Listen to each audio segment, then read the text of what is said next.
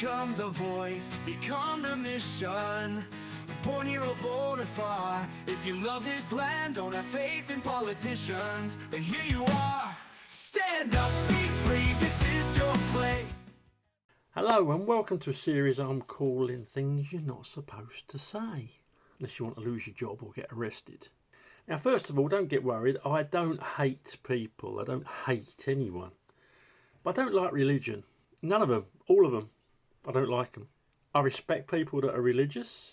I respect their right to believe in what they believe, as long as they don't push it on others. But I don't like religion. Judaism, Christianity, Hinduism, Islam. If your worldview involves a sky landlord who threatens eternal barbecue if I eat a bacon sandwich or ask questions, I'm going to raise an eyebrow, possibly both. Because in a free society, a society that lots of people lost their lives for fighting against Hitler, so we had freedom of expression, freedom of speech. So in a free society you should be allowed to question things. Like, I don't know, child marriage, marrying your cousin, or blowing yourself up because someone drew the wrong cartoon.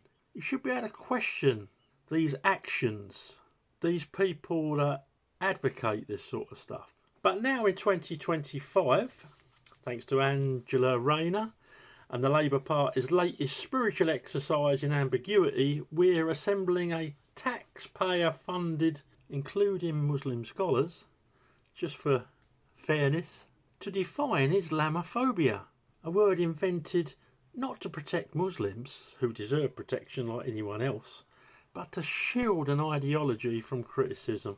Islam isn't a race. I don't even class it as a religion. I class it as a set of ideas, a control tool.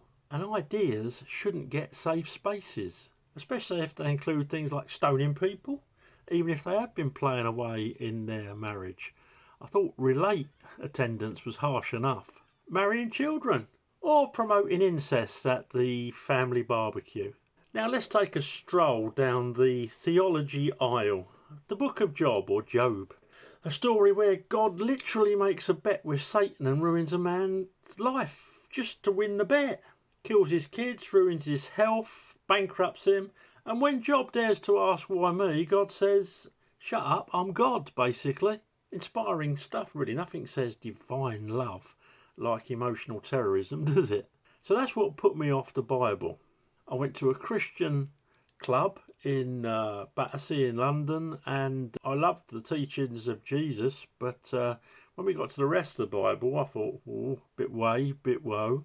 I don't think any God who is a God of love would have come out with stuff like he did with Job. So that was me. I'd made my mind up. And now I've started looking at other religions, of course. And I soon found out that Islam wasn't to be outdone.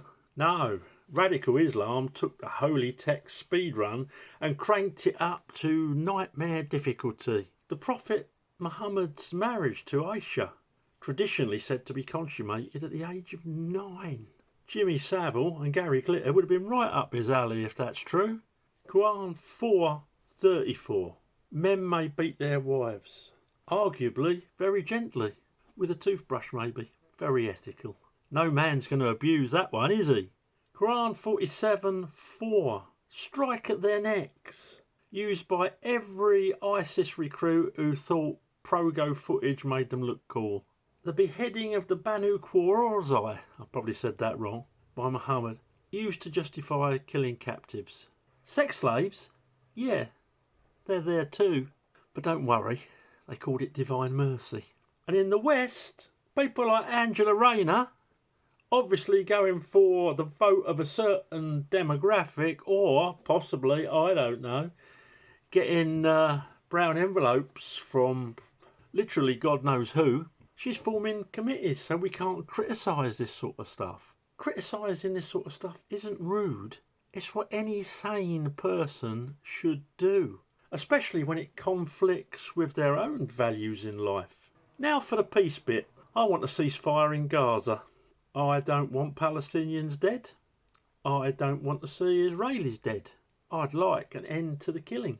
And I especially don't want Hamas building tunnels under schools or hospitals like they're auditioning for Britain's Got Terror. You want peace? Oh, well, start by hiding missiles under baby formula, why don't you? But here's the part I really don't get. Where were the marches, the hashtags, the black and white kafir performances when Muslims were killing other Muslims?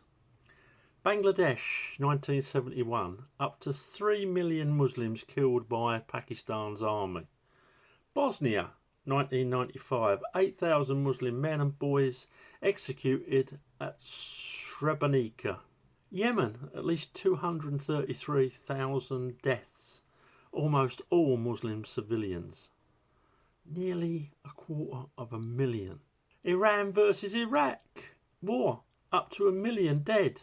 Same religion, different flavour. Syria, 400,000 deaths. Assad versus the rebels. A civil war disguised as a theological argument. Sudan, Iraq, Chechnya. The list goes on, and so do the hundreds of thousands that were killed. Marches? Hashtags? No. The rich middle class kids seemed tucked away nicely in their private schools.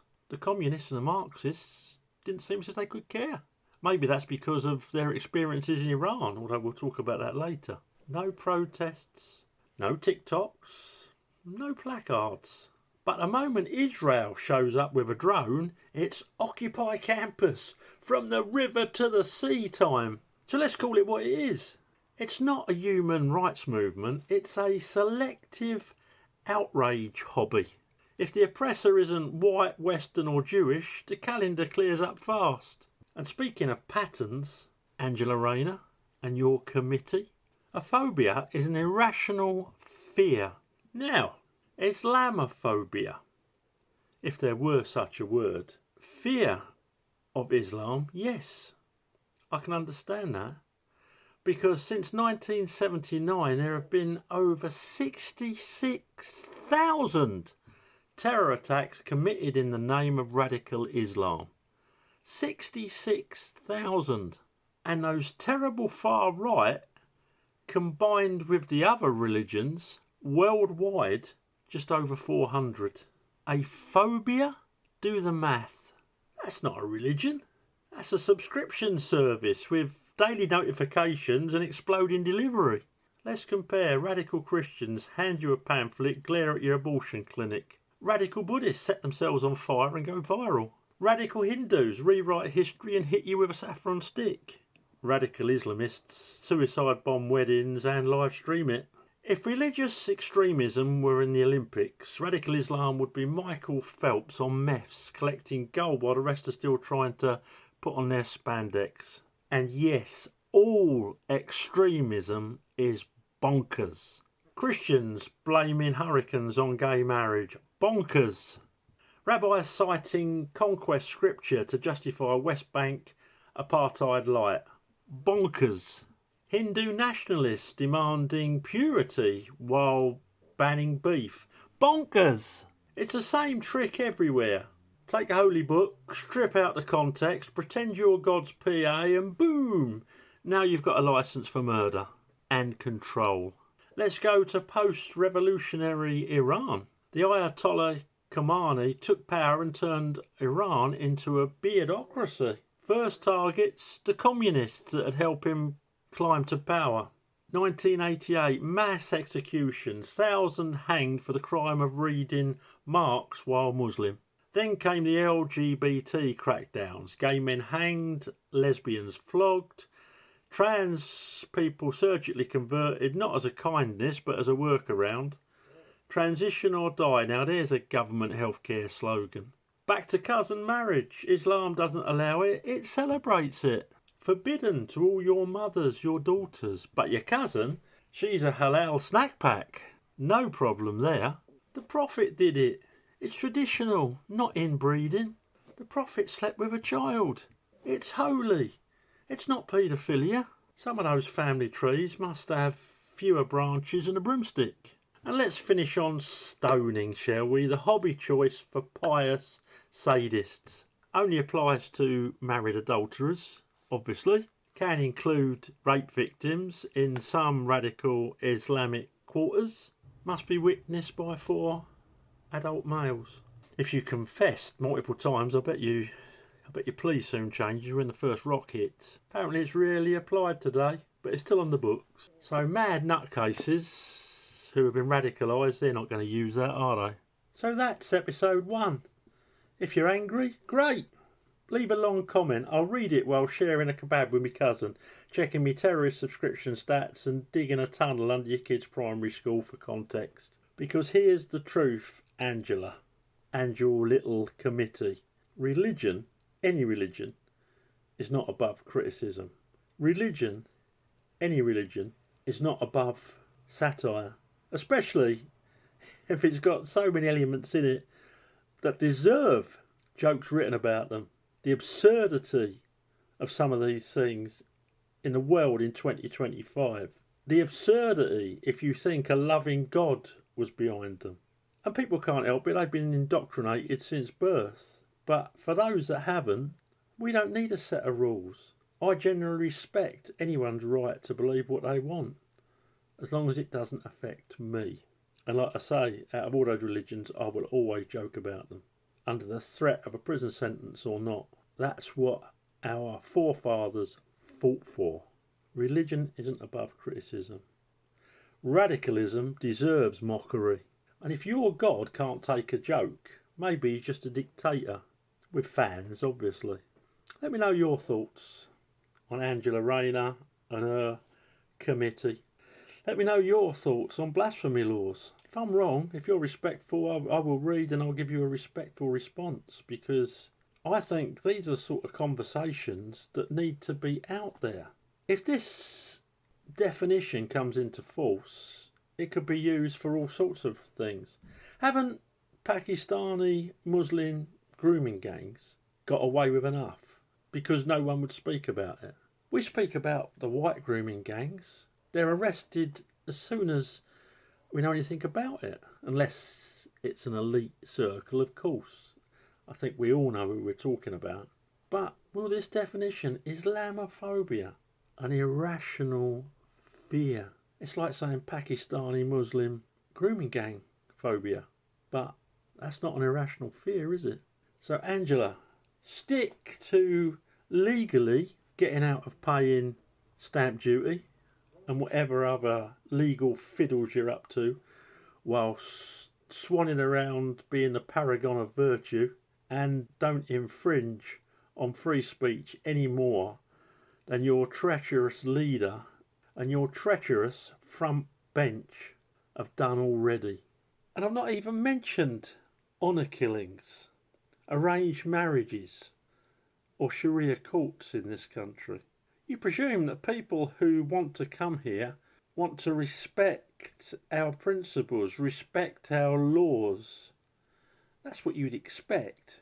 Because I think if you went to Pakistan or Afghanistan, they'd expect you to want to live by their terms. And indeed they do.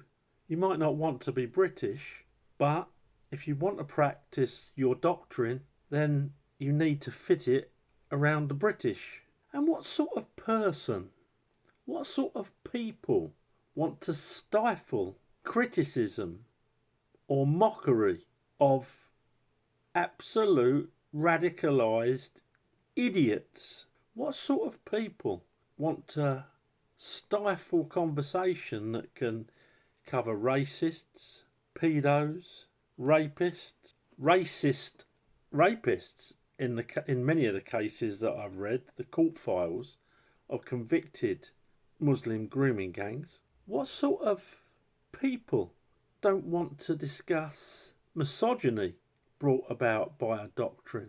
What sort of people don't want to discuss homophobia brought around by a doctrine? If people don't want that discussed, what does that make them? That's what I've got to ask. Very minimum, apologists for all the deviants that I've just mentioned, don't you think? At a very minimum, apologists for some of the phobias that I've just mentioned. Homophobia, Why should people be scared just because someone loves someone of their own sex? And yet it's against this doctrine. What does grown men grooming children, torturing them and making racist abuse while they have sex with them against their will? What sort of person doesn't want that discussed? Either someone who's complicit or someone who agrees with it. I'd love to know what drives Angela Rayner and her committee. I really would. What do you think? Surely a politician wouldn't cosy up to not discussing all those horrendous acts and mindsets just for votes. Surely not. What do you think? Thanks for watching. Please subscribe to the channel and like the video if you like it. Look forward to hearing from you. Bye for now. Stand up,